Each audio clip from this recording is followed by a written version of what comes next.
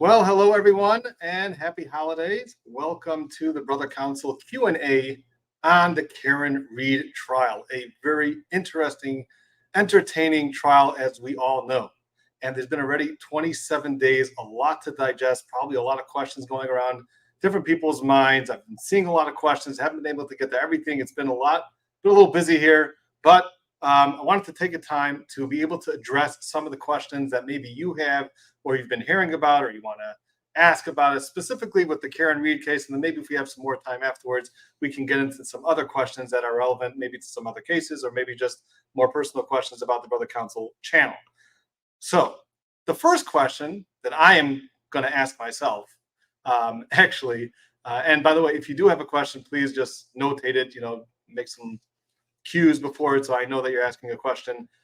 That's if you have any questions near the end. But the first question I want to ask, and that is that why was last night's video only 3 minutes?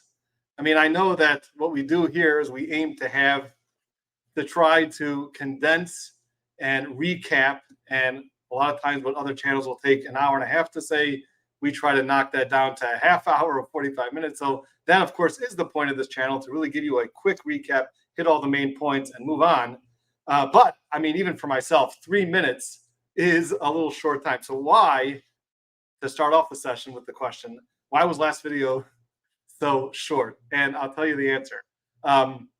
Yesterday, my office had an outage, and there's no air conditioning. We had a heat wave, and therefore I was essentially thrown out of my office. But later in the afternoon, the electricity came back on for a few minutes. So I ran up to my office in about 105-degree heat in my office, just quickly wanted to get out a quick video for all of you. And that's why it was only 3 minutes to really recap in order to get into only 3 minutes. So today, before we start with all the questions, and I hope some of you brought some good questions with you, I'm just going to quickly recap, do more of justice for what happened yesterday during trial, which was not in front of a jury. So the issue was that we had these three experts that the defenses kind of want to call in their case. And the Commonwealth filed a motion to strike those witnesses, and specifically for Dr. Marie Russell. Dr. Marie Russell, they want completely stricken, not to hear anything from them. The other two witnesses that came later, they weren't really asking to completely preclude them or strike them from testifying. It was really more of a clarification about what specific area is each one testifying in. So if you've been hearing from other channels, oh, this was a Commonwealth's motion to strike all the defense's witnesses or all the expert witnesses, no, that's incorrect. They only wanted to strike Dr. Marie Russell. The other two witnesses, they were okay with. They just wanted to know exactly what each one is going to be testifying about and what the scope of their testimony is going to be. So let's first talk about what happened with Dr. Marie Russell. That was the judge's first witness that she wanted to see about whether she's going to let this witness testify. Now, to start off, if you were watching this, just to start off, Alan Jackson wanted that the only questions that could be asked of Dr. Marie Russell should be about her qualifications and what she was basing her opinions and findings and conclusions on, not the substance of what her conclusions are. So there's a very big, important distinction and difference. So if you were following, that's what he didn't want to open the bag and allow the Commonwealth to have complete freedom to cross-examine Dr. Marie Russell in any way that they want. He wanted to limit it in just specifically her qualifications, whether she's qualified to talk about the cause of these injuries to John O'Keefe's arms, and what she based those conclusions on, what she reviewed in order to come to those conclusions. So this is really more typical what we call a Daubert hearing, and that's really what he wanted to limit it to. However, the judge did not agree with Alan Jackson. The judge said no, and the reason for that is because there's a Rule 14 violation. And what's Rule 14 violation? We've been hearing it a lot if you've been following the trial. Certainly the pre-trial motions, we've been hearing a lot about Rule 14. And Rule 14 is simply, which is the same or similar that you have in every jurisdiction, is it's a certain requirement under the rules to provide discovery to both sides. If you want to present some evidence or some testimony, you have to give the other side notice of what you're doing. Okay, so there's no trial by surprise. So everything that you see in the movies about, oh, the surprise witness and nobody knew about it and walks into the courtroom, no, that doesn't happen. Everybody knows exactly what everyone else is going to say, essentially, before you, not every single word, but you basically have a good idea of what each witness is going to testify to. And therefore, the problem with Dr. Marie Russell is that she just showed up. She just contacted the defense, or the defense contacted her. We'll get a little more into that a little bit later. So she wasn't listed on a witness list. She didn't write an expert report, which we spoke about in some of the other videos. You have to write an expert report and hand it over to the other side. So she didn't do all that. And therefore, the judge wanted to completely the Commonwealth wanted to preclude and strike her as a witness. And the judge said, because this is a Rule 14 violation, there was a certain time limit in which the defense had to disclose all of the witnesses that are going to testify, or certainly expert witnesses. So it is a violation. And therefore, the judge says we are going to give complete freedom to the Commonwealth to ask whatever they want. And then we're going to decide afterwards whether we're even going to allow Dr. Marie Russell to testify. So that was her response. So Alan Jackson was shot down. He was not, that his request that they only talk about her qualifications and the basis for her findings and conclusions. She did not go with his suggestion, and therefore allowed the Commonwealth to completely talk about all of her opinions and conclusions. Now, he also argued, Alan Jackson, that there was a witness who was called an expert witness, Dr. Fowler, by the Commonwealth, who testified about Karen Reed's blood alcohol level. And Alan Jackson, is claiming that there's no discovery turned over regarding his testimony. So that's also essentially a Rule 14 violation on the Commonwealth, and therefore that they should not, meaning if whatever good for the goose is good for the gander. If you're going to allow the Commonwealth to get away with this, so then you have to let us get away with this, right? If you're going to be strict with them, then you can be strict with us. That's essentially what his argument was. But, however, and Alan Jackson agreed with this, that he didn't object to Dr. Fowler coming in. He allowed him to testify. And really, if Alan Jackson wanted to make an objection and the judge would have overruled the objection and allowed Dr. Fowler to testify, he would have had a much stronger argument to say that therefore Dr. Marie Russell should also be able to testify because I made my objection, you overruled my objection, and therefore now that the Commonwealth is making the same objection, so then you got to overrule them as well. But that's not what happened. So that's why, although he's arguing, well, Dr. Fowler also, they did the same thing with Dr. Fowler, an argument like that's not really going to help because he didn't really make an objection and preserve the record. So moving on. So they actually got Dr. Marie Russell on the stand, and she has a very interesting background. She started off at MIT, and then she would switch gears. Her mother got cancer, and she took off time, and then she wanted to go into law enforcement, so she became a police officer for 7 years, and then eventually went back to medical school, became this ER physician, did 2 residencies. By all accounts, she's a very experienced and qualified ER physician, and she also did some pathologist. She was a forensic pathology. She did some sort of forensic pathology as well. And she has multiple publications regarding animal injuries and dog bites specifically. So if there is someone who is qualified to talk about dog bites, she would be the person. She did multiple studies and publications that she wrote about regarding animal injuries and dog bites. She's seen, and she testified, she's seen, especially as an ER physician, she has seen hundreds. She testified hundreds, and I think she said even somewhere between 500 and 1,000, if she had to estimate that amount of dog bites in her career as an ER physician and as working at the coroner's office. She's seen also hundreds of car accident victims, pedestrians being hit by motor vehicles. So if there's someone who can look at an injury and say, look, from all of my experience with motor vehicle accidents, from all my experience with dealing with dog bites in the ER, then this would be more consistent with one or the other. So she would certainly seem to be qualified in that regard. And she testified on the stand that she was able to very quickly rule out that these injuries to John O'Keefe's arms were related to a car accident. And just something which I thought was interesting is that Alan Jackson then asked, and this is something that all attorneys have to do when you have a doctor, you have an expert, you have to ask, are your opinions based on a reasonable degree of medical certainty or scientific certainty? So here he did ask that question, although it seemed that the judge wanted to ask that question again. So the judge, also she gets to ask questions because it's voir dire. So she asked questions, and she also made some sort of comment later that maybe that Dr. Marie Russell wasn't even sure whether her opinions were within the reasonable degree of medical certainty or scientific certainty.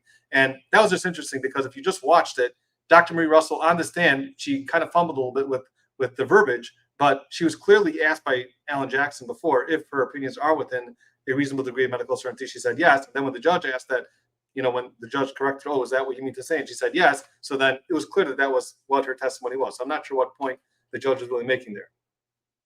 Now, something that Lally brought out on the cross-examination of Dr. Marie Russell was the fact that she was not given, or she did not review, let's say, the DNA report, and she did not review pictures of other attacks from this same dog, Chloe, the Albert's dog, and she could have used those for comparisons, and she did not review them. That's what she testified on the stand, that she did not review the DNA report, and she did not review the pictures from other attacks that Chloe made. And that would be a very also easy way to compare the attacks that Chloe made on other people, as well as and see whether it conforms with the injuries that John O'Keefe had.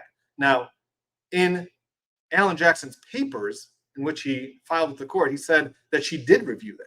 And this is an important part, exactly what she reviewed, because, does she have everything that she needs in order to come to an opinion? That's part of what this whole hearing is about. Does she have enough information? And Alan Jackson did say that we provided that to her. I guess she just didn't review it. Fine. Then she was dismissed. And the judge said, I want to hear argument from both sides, the Commonwealth and Alan Jackson, about whether she can testify at all. So the Commonwealth, obviously, Mr. Lally got up and said, yeah, of course she should not be able to testify. It's a Rule 14 violation. This is blatant. One of the remedies, one of the sanctions for not complying with Rule 14 is that the evidence is precluded. You're not allowed to introduce the evidence. So that was certainly something that the judge could have done. And that therefore he was asking, Your Honor, I want you to preclude her from testifying at all. Now, Alan Jackson's response to this was interesting. His response was that he shouldn't be sanctioned because he didn't do anything wrong. And his argument here was the fact that Rule 14 violations and sanctions, the reason why we sanction a litigant for not disclosing certain witnesses or expert witnesses is because you're trying to hide information. I have this expert witness in my back pocket. I'm going to bring him out. He's just going to win the day for me, and I'm not letting the other side know about it. So, of course, there is a sanction that makes sense to not allow that person to testify. But Alan Jackson was saying here, we weren't sitting on this information. We just got a hold of her.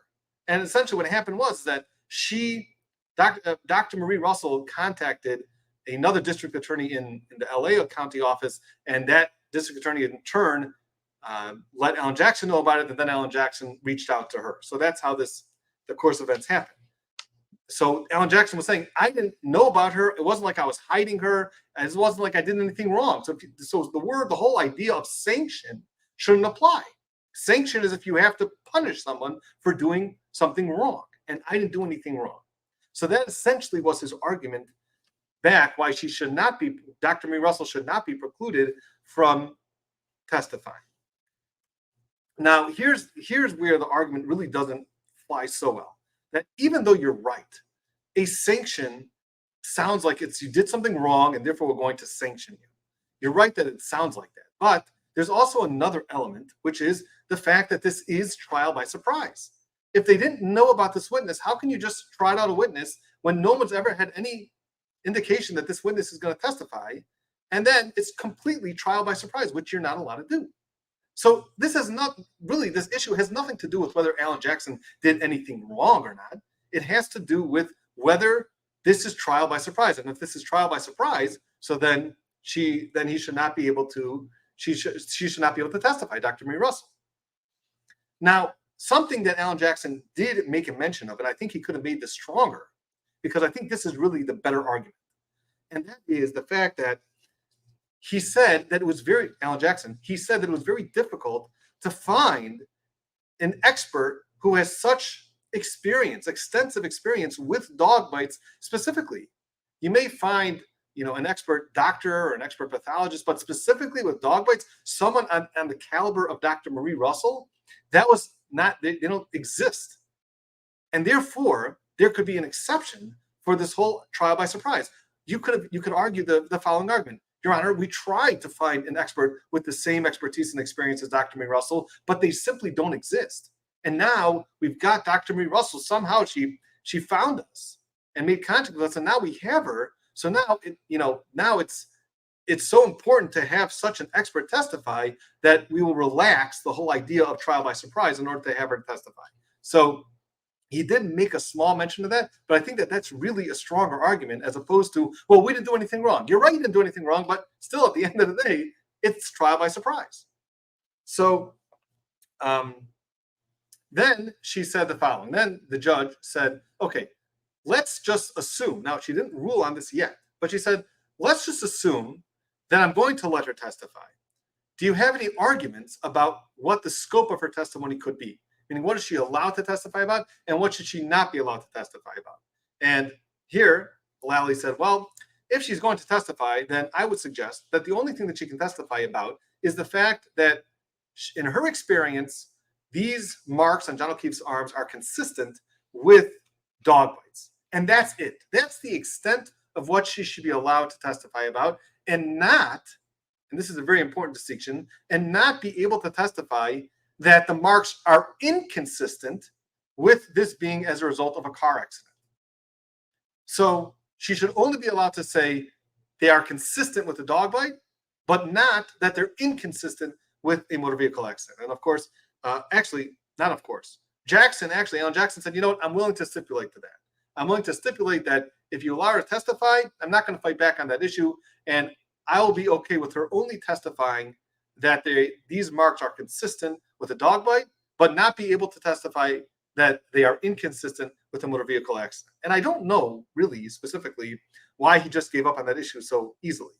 If she's going to come in and testify, then her qualifications of seeing hundreds of victims of pedestrian versus car accidents, why should she not be allowed to testify? She's certainly qualified. The same way that she's seen, okay, she's published more on dog bites, but she's an ER physician in a very high volume hospital where she's seen hundreds of cases of both dog bites and of car accidents. So why should she not be allowed to testify about the fact that this is inconsistent with a car accident?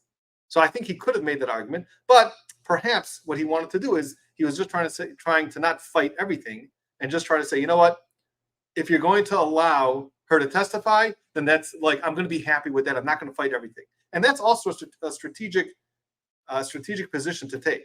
As a trial attorney, sometimes you have to think quickly that even though technically you may have the law on your side, you may be right about a specific issue, she may be 100% qualified, but if you let the judge know, you know what, I'll stipulate to this, and it's like you're taking a shot.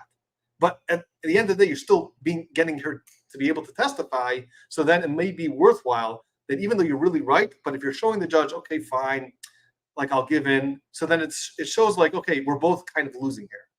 And therefore, that may be a strategic reason why Alan Jackson did not fight back as much, even though she's completely qualified to also testify that it's inconsistent with a motor vehicle accident.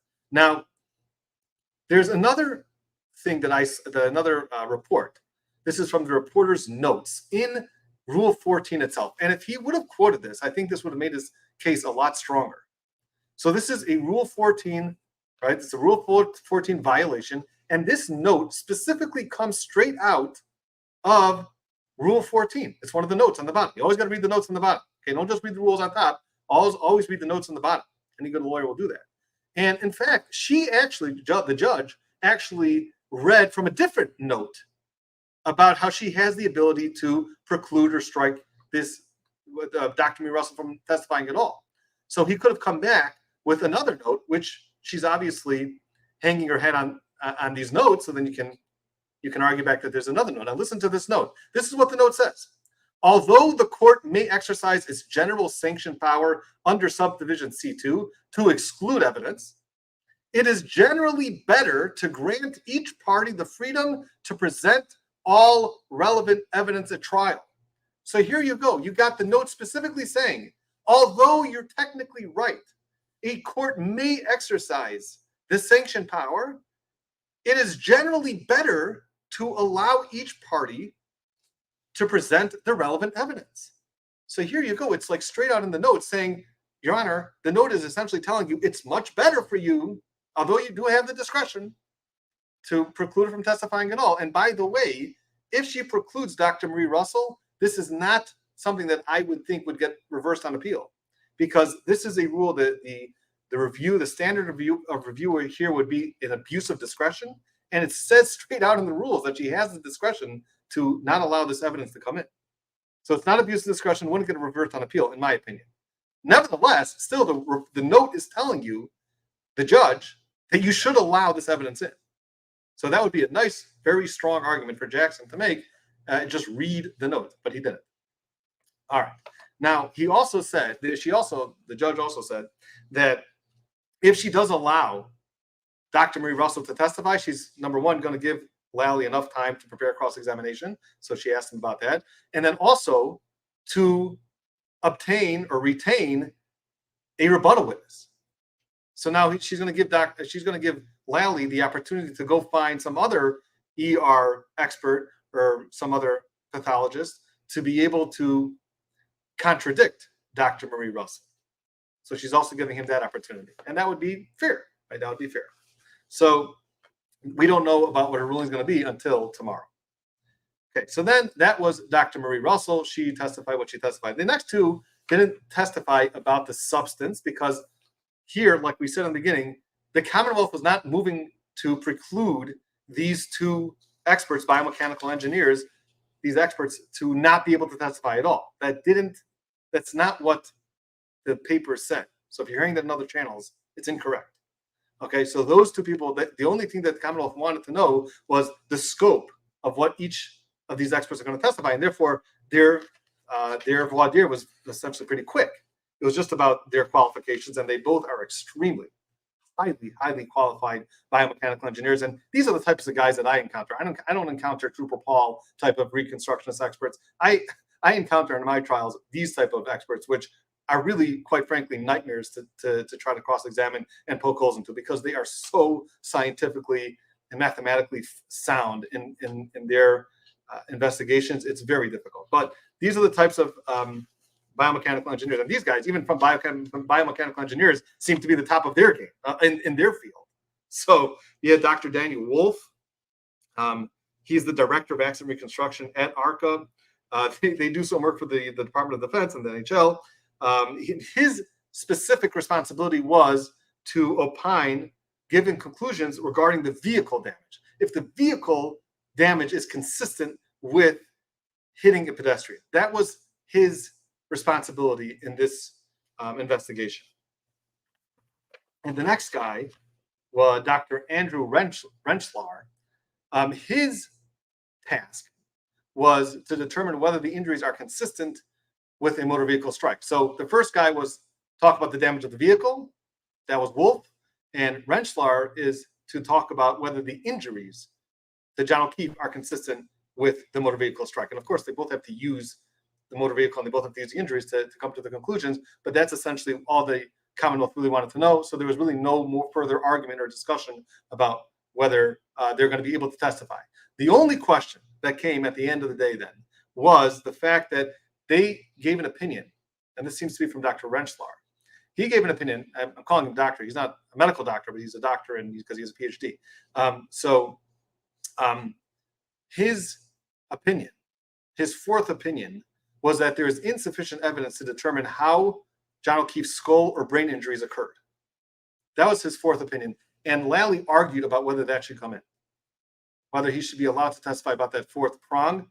The judge seemed to say that she's going to take that under advisement as well. It seems pretty clear that he is certainly qualified to talk about whether this mechanism of injury could have happened from a car. So we'll see what the judge rules about that. Now, I was just thinking as I was watching this and watching these real experts, not like we've seen from Trooper Paul. If Alan Jackson could employ the following tactic: when these experts are on the stand, ask the same exact elementary questions about physics that he asked to Trooper Paul. Ask these guys when they're on the stand. And they'll probably laugh him out the door. They'll say, oh, like that was like class number 1 in physics or whatever. And then Alan Jackson, and maybe he'll do this, I don't know. This is something that in my mind popped into my mind that maybe something that I would think about doing. You get these guys get Dr. Rentschler and get these Dr. Wolf on the stand, and you say, talk about the same exact questions about momentum and the different equations that he was talking about, and ask them about them. Then ask them how elementary that is in order to be able to do an accident reconstruction. And then they'll say how it's like the basics, and then that will just really, really, sink the whole argument that Trooper Paul knows what he's talking about.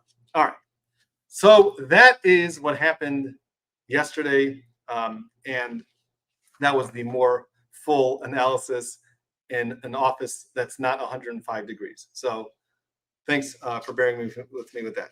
Now let's get to some questions. If you have questions, please put the cues in the beginning of the question, and we'll get to them. But before that, I did get a question from one of the Brother Counsel sidebar members. So I want to just take that first. So here's some of the questions.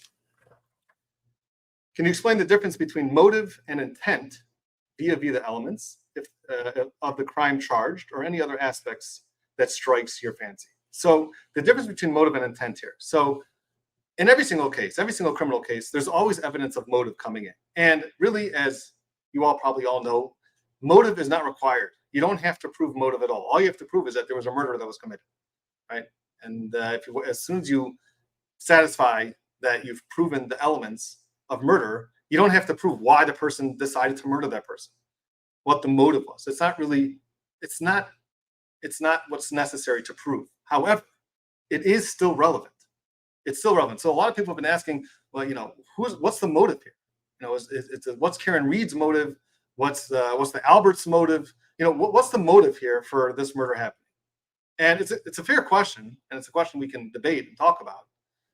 But although it's unnecessary, it's still relevant, and therefore evidence and testimony regarding motive is still admissible, because you can make the argument, well, if it's not necessary to prove motive, so then why should there be any all these text messages coming in?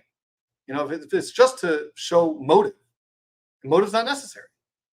Nevertheless, the case law is clear that motive is evidence of motive is still relevant and still allowed to be. It's still admissible, and that's why motive is allowed. Now, intent is a different animal, and in order to prove intent here, that's actually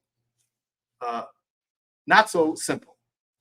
Let's just take, for example, let's just assume that the Commonwealth has got everything right. Okay, let's just assume that.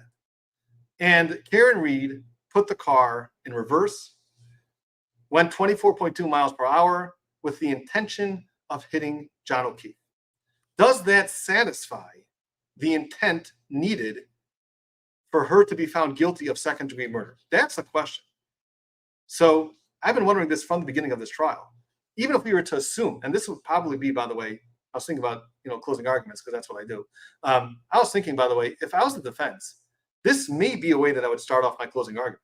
I would start off, let's just assume that everything that the Commonwealth said is right, just to play this game. All right, let's play this game for a minute and assume what they're saying is true. And Karen Reed put the car in reverse at 24 miles per hour and hit John O'Keefe. And she intended to do that. Let's just ignore all of the evidence to the contrary. Would that be enough to find her guilty of second-degree murder? Because I'm not so sure. And here's why. The jury instruction for second-degree murder in Massachusetts reads the following. And this is what I have up on the screen for everybody. In order to prove murder in the second degree, the Commonwealth must prove the following elements. Number one, the defendant caused the death of, in this case, John O'Keefe. Number two, the defendant intended to kill John O'Keefe or intended to cause grievous bodily harm to John O'Keefe. So here is where it gets important. What type of intent does Karen Reed have to have when she backed that car? Let's just assume that she did, that she backed that car into John O'Keefe. What type of intent does she have? So either she has to intend to kill him, which, how are we going to know what's in her mind? The only way that we can know what's in her mind is by her actions. So if you had asked somebody, if you wanted to kill someone by driving over them, how fast do you think you would go in a car? 50 at least? Would you go 24 if you intended to kill that person? If you really wanted to kill the person, would you only go 24? So I don't know if that first part is there. The defendant intended to kill just by her going into reverse, going 24 miles per hour. Let's just assume that she did. Can you tell me from that action of going 24 miles per hour to hit somebody that you intended to kill the person? I don't know. I don't think so. So let's go on to the second part of it, the next subsection, which is, or it doesn't mean that she has to intend to kill him. It can even mean that she intended to cause grievous bodily harm. So even if you don't intend to kill the person, but if you intended to cause that person grievous bodily harm and the person ends up dead, then that's also good enough intent to be considered second-degree murder. So now I ask you, and I did a little bit of research on this, by the way, and if any of you have done any research or if you heard from any other channels that have spoken about this in the first place, and number two, maybe even did some research on this, what exactly does grievous bodily harm mean? Okay, now as a trial lawyer, this is the things that bothers me. This is the things that I think about. I think about jury instructions. I think about explaining the jury instructions to the jury, because that is a very important part of closing arguments. So now if I'm the defense, if I'm Alan Jackson, and I'm looking at these jury instructions, and I see this, well, very easily you can argue that she did not intend to kill him by going 24 miles per hour. The next one is intending to cause grievous bodily harm. Well, what does that mean? Grievous bodily harm. And I could not find a definition in the small amount of research that I've done in the Massachusetts case law defining what does it mean, grievous bodily harm. And if I was on the defense, I would ask the court, I need to know what this means. What does it mean, grievous bodily harm? Like, just if you decide that that's grievous bodily harm, like, there has to be some sort of definition to this, and I haven't seen anything. All right, so that's what, and it comes down to intent, whether she actually even had this intent to, number one, kill him, and number two, to cause grievous bodily harm. So that's my question. I wonder if they're going to define those terms, and I couldn't find any. So if you guys know it, let me know. All right. Okay, another question from one of the members. If or when, depends which side you want, if or when Karen is acquitted, will she own the entire state of Massachusetts after she wins her civil lawsuit? Okay, so I know I've got asked other questions about whether she's going to file a civil lawsuit if she's acquitted. So I want to make one thing very clear. Even if she is acquitted, that doesn't automatically mean that she's going to have a meritorious civil rights case. Okay? If it's proven that there is a conspiracy here, if the investigation uncovers that this was a conspiracy and there's evidence of that, then she absolutely is going to have a civil rights lawsuit.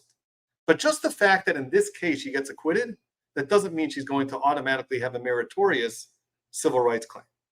Okay, so let's just put that to rest. But again, if there's a conspiracy proven and the evidence and the investigation recovers that, shows that, then she will have a very significant loss. Okay, there's some other question here about my channel, but before I'd like to get some other questions more about the Karen Reed case. All right, so here's another question that was submitted, and we'll get to the questions in the chat very soon. Why did we have to have this voir dire of the defense's experts in the first place? Okay, so the reason that we had to do that is that two of these witnesses were not able to be, they weren't able to be deposed, or they had very limited access to these biomechanical engineers because apparently they were retained by the DOJ and the FBI. So they needed to have some sort of Daubert hearing. And by the way, Daubert hearings could be common, and a lot of times you just don't see it. But there's a lot of times there's challenges to experts whether they're qualified to give expert opinion, and that happens a lot in the cases. Just here, it happens to have happened in the middle of trial, so it's not strange that it happens, but it did have to happen in this case. And Dr. Marie Russell, like we said, just literally contacted the defense recently about her being available to testify. They didn't know about her. She told the DA's office, and then the DA told Alan Jackson about it. Okay, somebody asked, how bad were the text messages? Now, we saw the text messages. We discussed it in one of our last videos. And the text messages, in my mind, they're not terrible. They're not crazy. I know people have different ways of communicating their disagreements in relationships. Some people really fly off the handle. They get really mad, and they text things that they later regret. So the text messages, they weren't great. They weren't a great look. It seems like they were in a fight about something, and but is that like a smoking gun that therefore it makes a lot of sense that she would go run him over with the car? It's still a stretch in my mind. But just to let everybody know, we still have those voicemails that are going to be coming in, allegedly, with her saying some very nasty things on the voicemails. And again, with everything together, the Commonwealth is going to say, everything together shows that she really had the motive and intent to kill him. So we still have to go with the voicemails. All right. Okay, let me take a look here at the. I'm going to try to go all the way to the top and see if we can get some questions in here.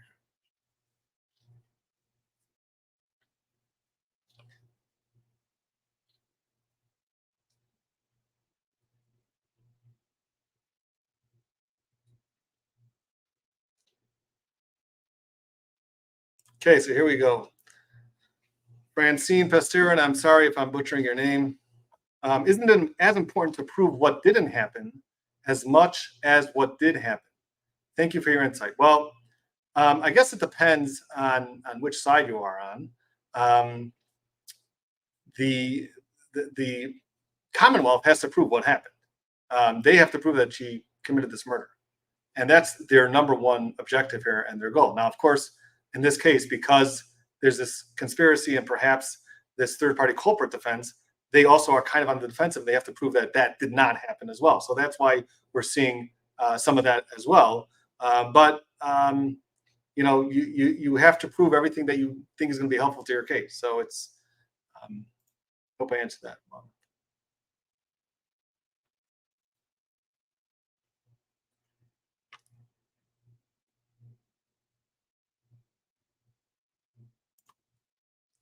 Carolyn Knight, do you believe the attorneys will be barred from saying the two witnesses are paid by the FBI?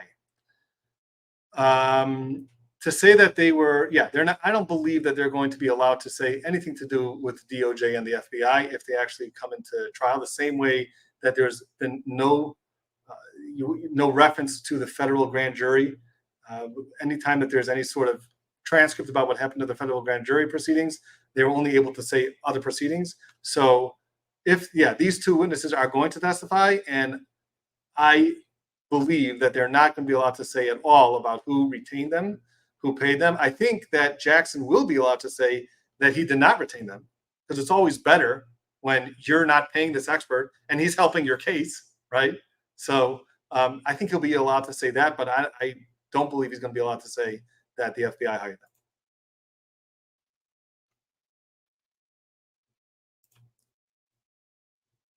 Helene Johnson Fredrickson. I'm sorry about the pronunciation again. Will the Alberts McCabe's be investigated after this trial? As far as we know, they're being investigated now. I don't know what's going on with the federal case, who's being investigated or what. It's possible.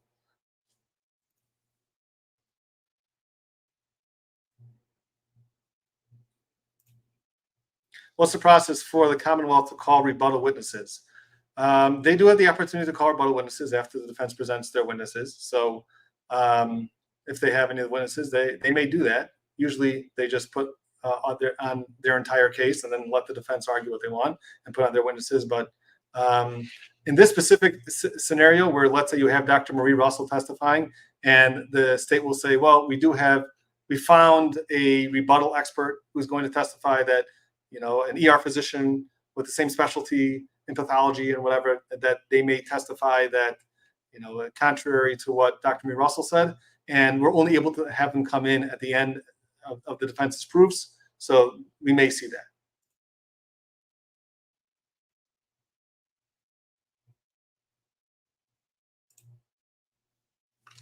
Bangs, will Jackson be able to meet with his FBI hired experts to prepare now with, I guess, the FBI hired experts? He did not hire them. To prepare now that the voir dire is complete. Why weren't they allowed to before? I imagine they weren't allowed to before because they're part of this federal investigation and they're very limited about what they're allowed to say to who. Its federal system is different than the state system. They can have different restrictions, and therefore it's possible that they were not allowed to have any private communication with any attorney unless it was an open court. So that's possibly one of the reasons. But is he going to be able to meet with them? I would assume not, but he doesn't really need to because he's got the report already and he knows exactly what they're going to say, and he doesn't need to meet with them anyway. So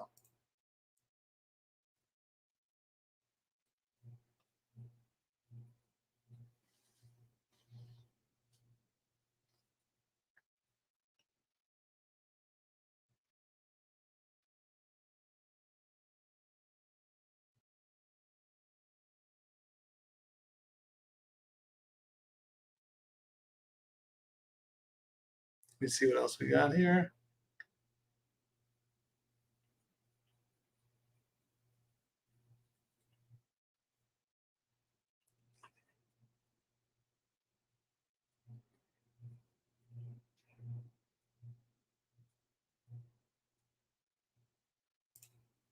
Here, Mauve Moon, you have made every excuse to explain away all the evidence that points to Karen's guilt. You are biased in this case. And like I've said before, I'm just calling the shots as I see them. I'm talking about the evidence one way or the other. Like I said about Trooper Paul, his testimony was that the data on the car shows that that car went into reverse at 24.2 miles per hour, was consistent with hitting a pedestrian. We definitely mentioned that. We mentioned the DNA, the lack of the DNA showing any dog. I mean, we go through all the evidence. We discuss them both. But of course, you have to discuss the weaknesses as well. So you can't ignore either side, and that's part of what we do here. And I'm sorry if you don't feel it's objective, but that's part of analyzing a case, I believe.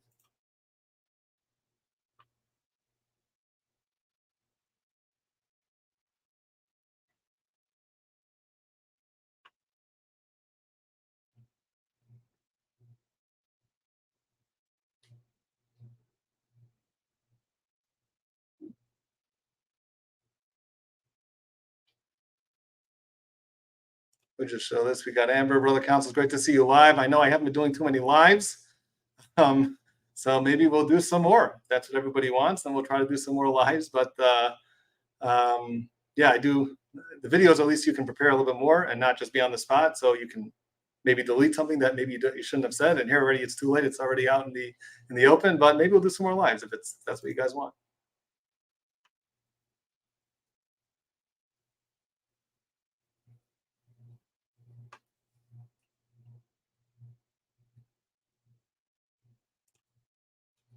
Yona, do you believe that Jen really searched for how or Haslong to die in cold? Thanks. I'm really, really on the fence. I don't know whether she actually searched that. I mean, the experts who have testified and explained everything about that search, to me, are certainly credible. They're convincing. I don't know. I don't want to say an opinion yet because I haven't seen the defense's expert testify, and I'm assuming that the defense's expert is going to rebut some of the reasons that these other experts are saying that his opinion is no good. I would assume that that's going to happen. So until I see the defense's expert and hear him how he explains away why these other experts, which seem to be extremely qualified, talk about how that search really wasn't done, and it's just a big misunderstanding, and they're just not expert enough to understand this. So I don't want to give you an opinion about it yet, but I will say I have some serious doubts based on those experts that testified. I thought they did a very good job, and I think that they came across very credible and extremely knowledgeable. And they made a very strong case that she did not actually do those searches at 2:00 in the morning. So I'd like to hear first from the defense, but I am not convinced at all that she actually did those searches at 2:27 at this point.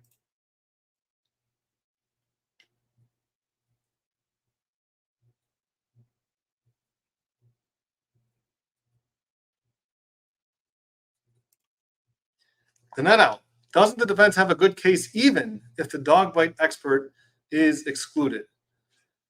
I don't know if they're going to have an expert, by the way, some other expert with the dog bite. I don't know about that. Maybe they'll have some sort of medical examiner. I don't know until the defense puts out their experts. I don't know if they're going to they may have some other expert and this is just another expert on their side. I don't know for sure. But let's just assume that they don't have a dog bite expert testifying.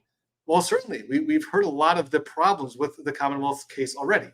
And Maybe some people call me biased for this, but the facts are the facts. All of those people who left the house didn't see a body there, right?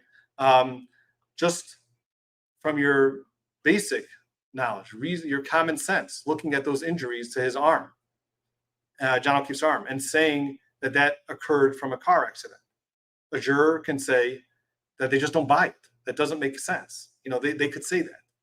And yeah, I mean, there's certainly some problems with the Commonwealth's case. All these butt dials, and certainly the investigation and Michael Proctor is a nightmare.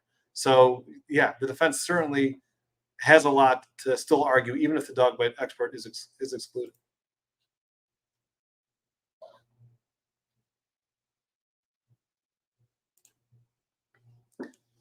Sybil C. Will Alan Jackson ask same questions in front of the jury, or could he expand those questions? Well, your questions. Thank you.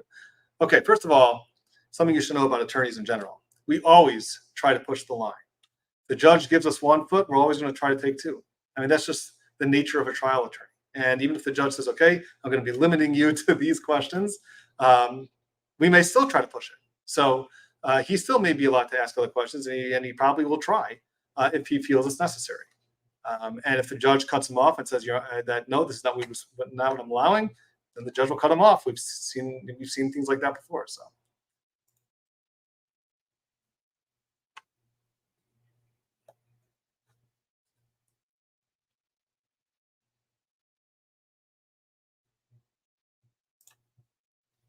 Alpha Fox Adam, can you explain for the peanut gallery why can unstated reasonable degree of medical certainty as per rule of evidence 702?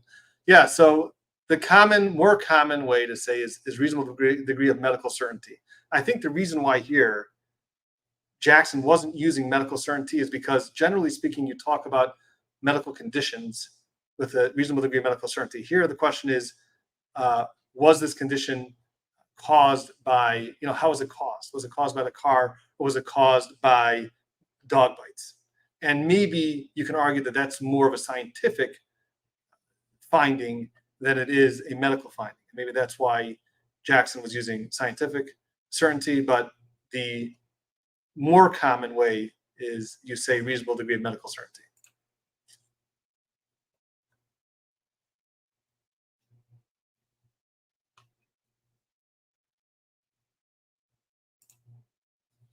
Okay, Nina Stanek, the judge said Lally can ask the reconstruction expert everything. Why didn't he ask about their opinion, what happened? Scared of the answer. The reason is that they already gave the report to Lally. Lally knows exactly what they're going to be saying. The problem with Dr. Marie Russell is that she didn't write a report. So nobody knew what she was going to say. So Lally had to ask her, what are you going to say? That's why that had to come out. But with these other experts, they know exactly what they're going to say, like what you spoke about. Before you call an expert in the trial, you have to turn over the report to the other side. So they basically have a very good idea about what the other expert's going to say now. And he probably has some fodder for cross-examination, which he doesn't want to give them an opportunity now to think about and then have a better answer for during the actual trial. So therefore, I can see why he wouldn't want to get into the substance of their testimony. They are going to be allowed to testify. That's certainly clear. So there's no benefit by him really doing a serious cross-examination on them because they're going to be able to testify. So why allow the witness some time to think about the cross-examination questions, and then when the real trial comes, they'll have better answers for that. So that's probably why I didn't go into that.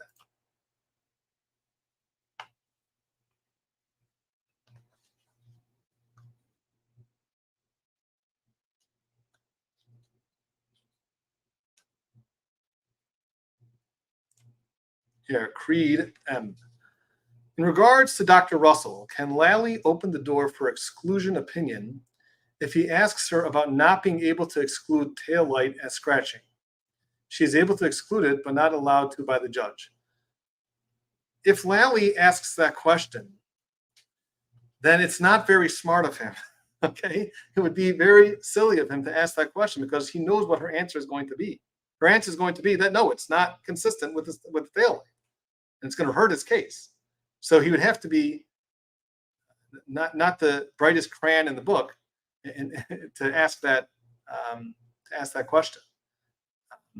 So can it come in some other way if Lally tries to ask her, to the exclusion of other things? And then once he opens the door about the exclusion of other events, then he opened the door, and then Dan Jackson could say, well, he opened the door and said that this couldn't have come from, I don't know, a plane crash, and therefore now I can ask her about the car. But if Lally has any brains, he's not going to ask that question.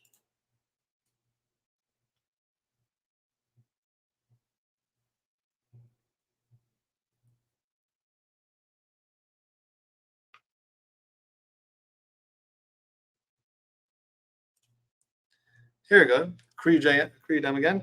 When you represent a client in front of a jury, this has nothing to do with Karen Reed, just me personally. When you represent a client in front of a jury, do you wear your religious attire or do you dress plain to avoid prejudice? I wear my religious attire.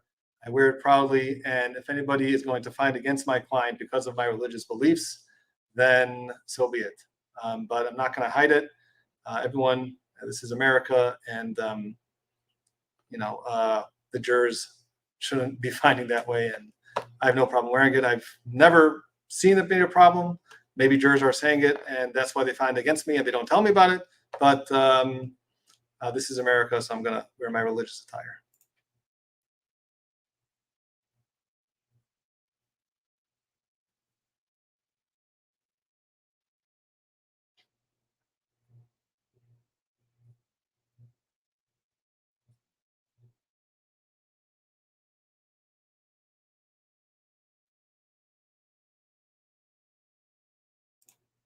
I just want to point this out. You have Carrie Lynn Bryant, no conspiracy. I'm on the fence about the conspiracy. Also, I'm not completely convinced that there's a conspiracy at all. Now, whether there's a conspiracy or not doesn't necessarily tell you whether she's guilty beyond reasonable doubt. If there's no evidence that there's a conspiracy, and they still haven't proven the case that she actually ran him over with the car, she's innocent. She should be acquitted. So, yeah, I mean, it's not either all or nothing, but the conspiracy. So, just wanted to point that out.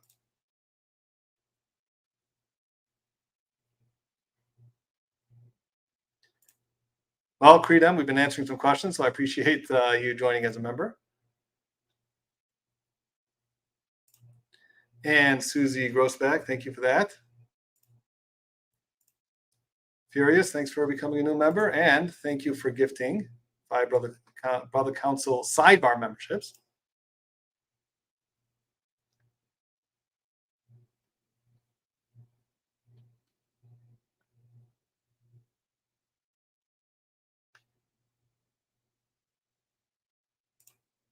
So here's JL. Do you think Judge Beverly will let the experts testify?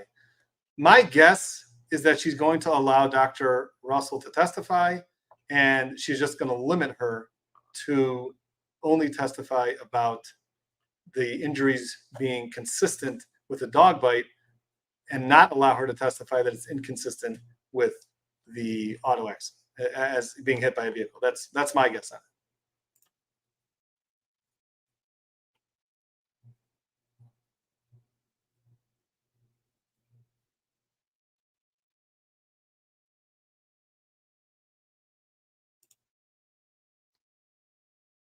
Dina Stanek, thanks for that $5 gift. And then also, Brother Counsel, please cover the YSL trial. So much crazy stuff going on. Always appreciate your analysis. Greetings from Switzerland.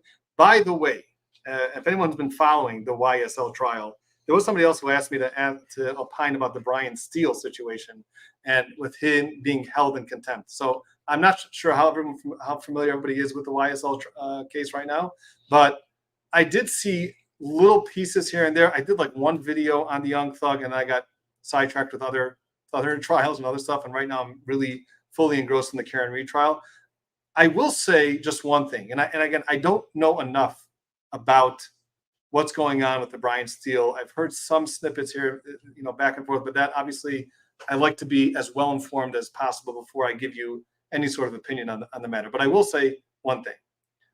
A lot of times, and again, I'm not saying that I know what happened in this case, but as a lawyer, something that you have to keep in mind, and something that's difficult when you're first starting off as a lawyer, and it's very important to know, your obligation is your client.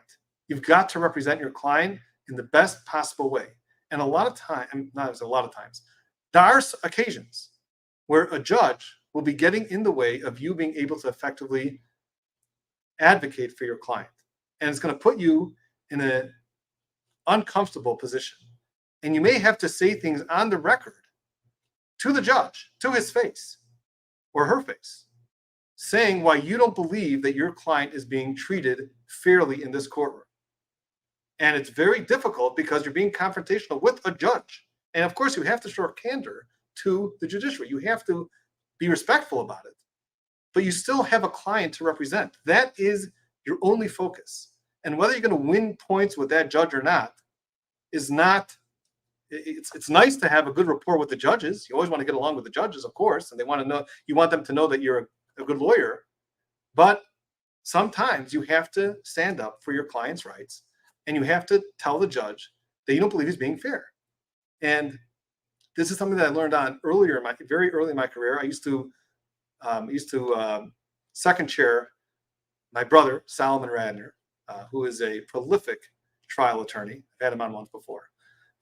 And he used to handle a lot of criminal defense cases, all the murder cases and rape, all the cases that that are involved in criminal defense.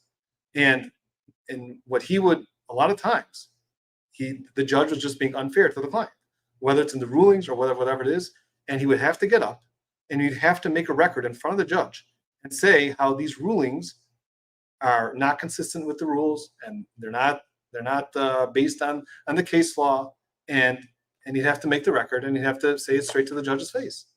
And sometimes the judges actually will appreciate that, and they'll actually take a step back because they know that you're just not going to take everything sitting down, and you're going to represent your client the best way. So if this is something, and again, I don't know all the details, but if this was something that Brian Steele as an attorney felt that his client now is not going to have a fair trial, and that means that he's going to have to get thrown into jail, into contempt and criminal contempt, that's what you have to do. That's what you're signing up as a lawyer. You can't win points with the judge and allow it to affect your client and have your client not have a fair trial or not have a fair proceeding or not have fair rulings. So that comes with the territory. That's sometimes what you have to do. So if that's what happened, then my hat's off to Brian Steele for standing up for his client. Now, if he made all this stuff up and it's all a bunch of baloney, then he shouldn't have done it. And of course, you're not allowed to make stuff up and put things in an affidavit or whatever. If you didn't follow certain rules or whatever. Again, I don't know all the details, but I do want to point out that the fact that he's going to jail or he's in contempt of court now because he was standing up for his client's rights, that's a lesson for all the attorneys out there, that's what you have to do. That's what the good attorneys are supposed to do. You've got to stand up for your client. You have a client to represent, and that's it.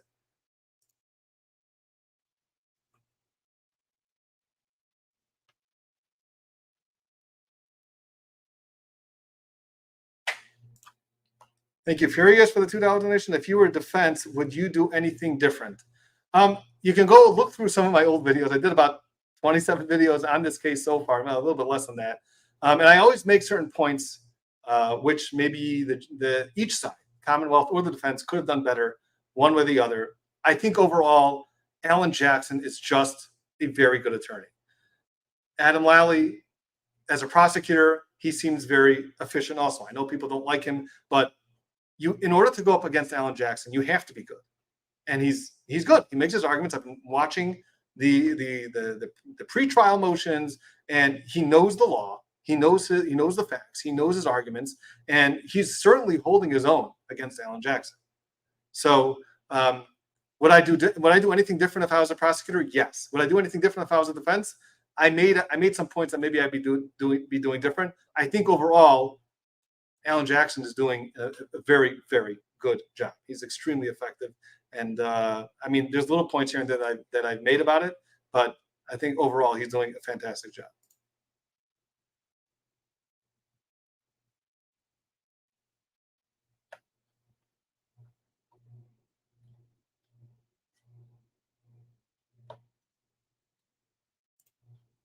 Okay, Debbie Yazzo, if the defense has evidence show the marks on John's were Chloe's bite, can they use it? A woman's life is at stake. I understand Chloe has a record. If they've got evidence that these bites were from Chloe, of course they can show it. The problem is that they don't. The only evidence that they have, it seems, is Dr. Marie Russell saying that it's consistent with the dog bite. But beyond that, it doesn't seem that they have any evidence. Or maybe they have some other expert also saying that. But beyond that, no.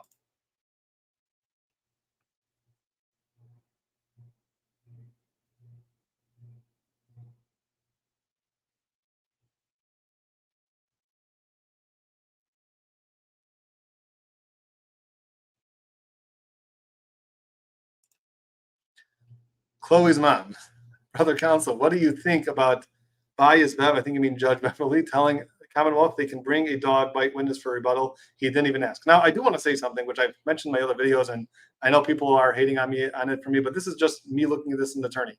I don't see terrible bias by this judge. I just don't. Now, I do think that there's some things that I don't love about how she's operating the courtroom, how she's running the courtroom, and how some of the rules on the objections, her rulings on the objections, I don't always agree with. But I'm always going to have some disagreements with any judge who's out there making rulings. You know, that's just the nature of a trial attorney. You feel that certain objections should be overruled and they're sustained. And sometimes you feel that they should be sustained and they're overruled. So do I feel that there are certain objections which I don't understand why she's sustaining the objections? Yes. I don't appreciate, I don't like the way that the objections are being handled. I don't like the way that everyone has to, they always have to say, can I approach the witness? I'm not sure if that's a directive from her or not. And there's some certain rulings that I definitely don't agree with. But am I going to say now that therefore I believe that she's biased and prejudiced? No, I haven't seen that. I could be she just has a different understanding of the rules of evidence than I do. And it happens a lot. A lot of times a lawyer will feel that they know the rules of evidence better than the judge. You know, that happens all the time. And sometimes they get reversed on appeal. That's what happens. So what do I think about her telling the Commonwealth that they can bring in a rebuttal witness? That's completely 100% fine. And if, again, Dr. Russell is coming in at literally the 11th hour, nobody's ever heard of her before about a week and a half ago, or whatever it was, May 15th, whatever it was that she got involved, that she contacted Alan Jackson. No one's ever heard of her. So if they're going to allow the defense to call her as a witness, of course, it has to be fair. And it can't be trial by surprise. And therefore, the Commonwealth should also have the opportunity to get a rebuttal witness, 100%.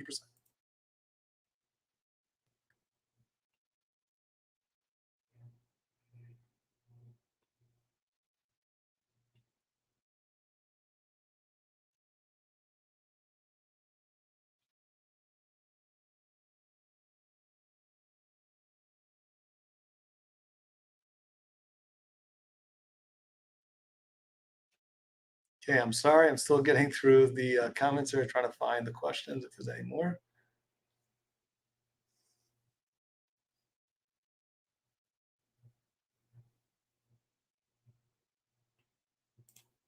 Here from Bangs, Trooper Paul admitted that he didn't consider tow trucks in events. Seems that 24-mile-per-hour reverse and three-point turn was loading onto truck and on video. Why didn't Jackson question this more to discredit Commonwealth's theory? It's, I guess, would be more speculation to say that they drove that car 24 miles per hour to get onto the tow truck. I can't, it's hard for me to imagine that that's what they did, that they drove 24 miles per hour backwards to get onto the tow truck. There may have been some three-point turns that they did, but I think exactly what he did was perfect. You don't have to go to every single possibility out there. He pointed out that according to all of the different movements that the vehicle made and the key cycles that had to have occurred in order to get that car that happened after the alleged incident in 34 Fairview, then the key cycle wouldn't make sense for it to be, what was it, 1162 or something. So I think that was the main point that he made. He doesn't have to go especially this happens in cross-examination. You don't want to open up every single possibility and realm of possibility. As soon as you make your strong point, that's all you need. The jury heard it, and then you can argue whatever you want in closing arguments. But he made his point. His point was very strong, and that was all he needed to do.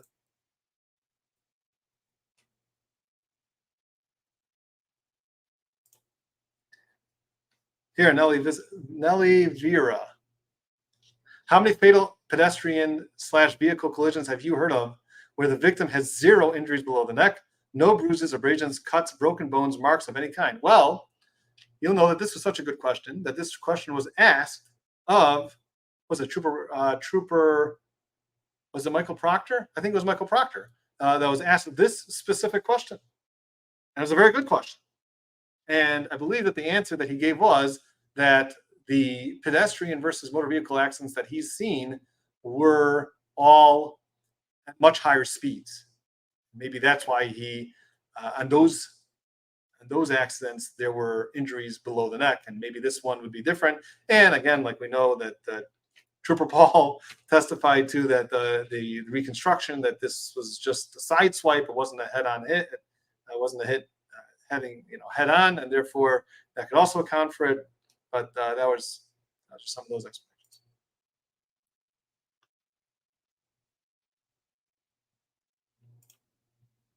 Dormy, do you find the Commonwealth experts credible in regards to the deleted phone calls? There was no replication example like the was for the Google search. I did find them very credible, and I mentioned that. I thought that the experts, the digital experts, the forensic digital experts, I thought were very credible, highly qualified, and I think that's could potentially be a problem for the defense. Now, again, whether she actually deleted that it doesn't really talk directly to the case. It talks more to the conspiracy theory. So it may be a red herring, but I think that the experts were credible.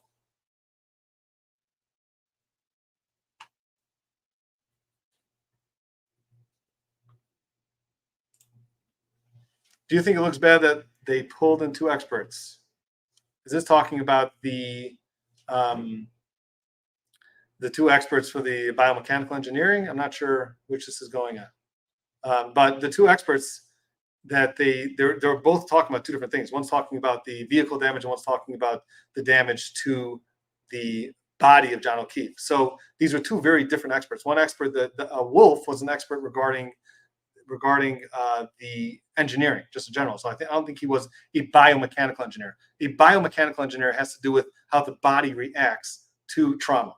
The first guy, Daniel Wolf, his testimony is going to be regarding the vehicle. So he doesn't need to know much about the body. He just needs to know about a little bit about the body in order to, of course, he doesn't need to use some sort of equation or some sort of data point that the body was involved, but he doesn't have to know so much how the body reacts. He has to know about how this body would affect the car. So that's why they needed an expert. Technically, could one guy talk about both? Yeah, but of course, the best would be if you have one guy just talk about the vehicle damage and one guy just talk about the body damage. And that's what they have going here. The first guy's going to talk about the vehicle damage, and the other guy, who's a biomechanical engineer, is going to talk about Dr. Rentschler. He's going to talk about the actual body's reaction to that type of trauma by the car. So that's why they have those two experts.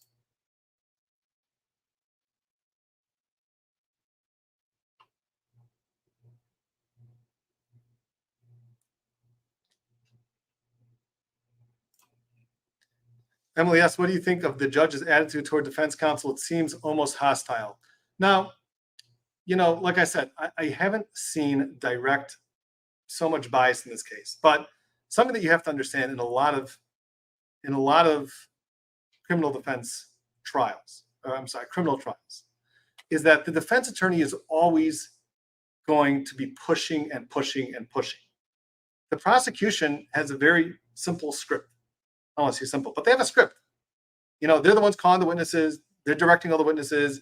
They have all the police. They have all the evidence on their side, right? As a defense, you're fighting everything. So in a lot of criminal trials, it always looks like the defense is fighting it out with the judge, because the defense is always trying to move to preclude things and trying to get certain things in that will help them and come up with interesting type of arguments to be made. So you're always going to have much more friction, let's call it, between the judge and the defense attorney. That's just in every single criminal trial out there. So that's just something you have to understand. And that's why people can be feeling like, oh, this judge just hates Alan Jackson. This happens in all trials. In all trials, it always happens that the judge is kind of going at it with the defense attorney, because the defense attorney, if he's good, he's going to keep trying to advocate for his client and push and push and push and trying to bend the scales in favor of his client. And the prosecution, they have all the evidence on this. They have a lot of evidence on their side, and they're just not. They don't need to be as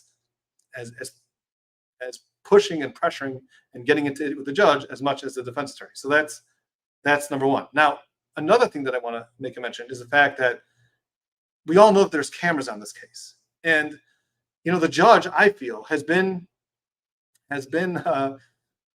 letting the attorneys show off with the cameras a little bit. So for example, if you've been watching the motion hearings, right? The motion hearings have been taking 3 hours at a time, an hour and a half at a time. And if you noticed, they all have these scripts written up. Okay. In real life, it doesn't happen. You get up there, maybe you have some bullet points, and you argue for about 5.5 minutes, and then you sit down. If it's a complicated motion, sometimes you argue less than that. So there's cameras. Everybody understands that. And therefore, you want to come across as being passionate and advocating very strongly for your client. And therefore, it creates this drama in the courtroom. And the judge has been okay allowing this. But at some points, you're noticing that the judge is like, okay, can we just get cut to the chase? And let's just, tell me the argument in 30 seconds instead of having a 5.5 minute speech for the camera. Just move this along. So you're starting to see that's starting to weigh on the judge. That's what I'm starting to see as an attorney. That's what I think everyone is noticing, but I think they just don't understand this much. So therefore, they're assuming that it's just the judge rolling her eyes and getting huffy and puffy with who's ever, with the Alan Jackson or Yannetti, who's ever giving these speeches. But you have to understand that there's a lot of this going on in the background, that a lot of the cameras are causing certain things to not exactly run the way that normal court proceedings run. So just understand that.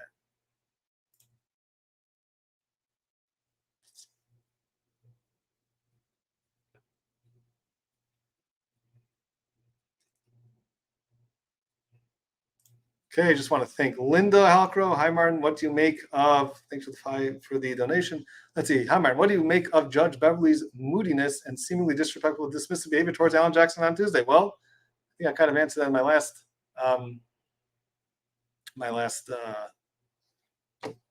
question.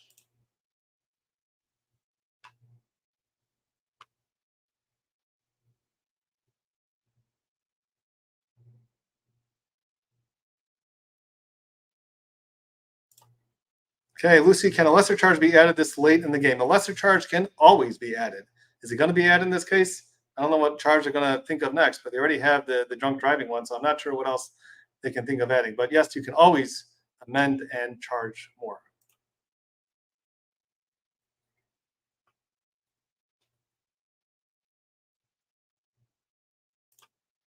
Here, Rosalva, Brother Counsel, do you feel that the ER doctor read the results from the DNA report stating there was no animal DNA? No, she said that she did not.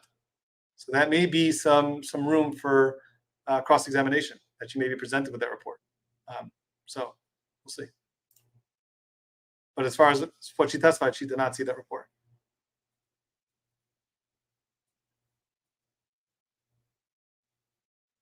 Okay, want to thank Sharon. That's super. Thanks. What else we got here?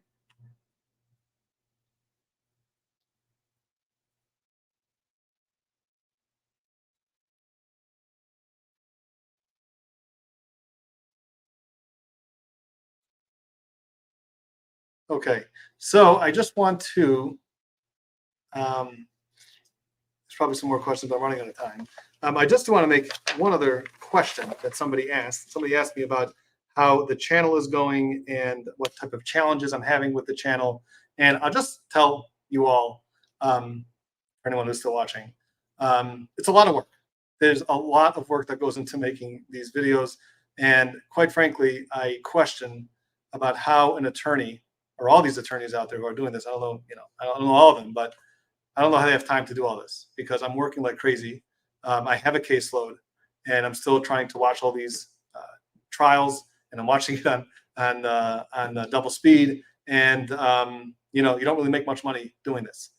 Maybe one day when we all blow up together and we have hundreds of thousands of subscribers, maybe we'll start making some real money. But part of the reason why I'm doing this is that I feel that there's some room here to give some more explanation and more analysis. And I've seen a lot of some of the other channels, and everyone does a wonderful job. I'm not going to, disparage anybody out there. Everyone's doing their best. They're doing their hardest to bring some analysis. I just felt that there is definitely some room for someone experienced in the trial, in the courts, and to be able to give some analysis. And that's why I'm doing this. I feel like I was looking for this myself when I was just a casual observer, and I felt that there was some need, there's definitely some room, and that people are wanting it, are looking for it. So I'm putting in the time. It's a lot of work. The challenge is it's very easy to just, take all this time that I'm spending on it and devote it to a client, be able to bill $450 an hour. But this is something that I enjoy doing, and if I'm able to provide a service to all of my YouTube family, then I'm happy to do it. Hopefully, we'll continue growing, and we'll all be able to see the channel prosper. And hopefully, one day, maybe we will make some money from it. But at this point, I just want to say that it's certainly been a lot of work. It's a lot of fun. It's fulfilling. People are very complimentary. People are very encouraging. People are very appreciative. So I've met some wonderful people doing this, and I'm not something that I regret at all. But certainly challenges on the way. But just got to keep your head down and keep going forward, and hopefully, we'll continue to grow in the right way, in the right ways, and provide the service that people are looking for. So thank you, everybody, again for joining the live. Maybe we'll do this more if I get some more feedback about the live. You want to do more lives with more questions, then we can continue doing it.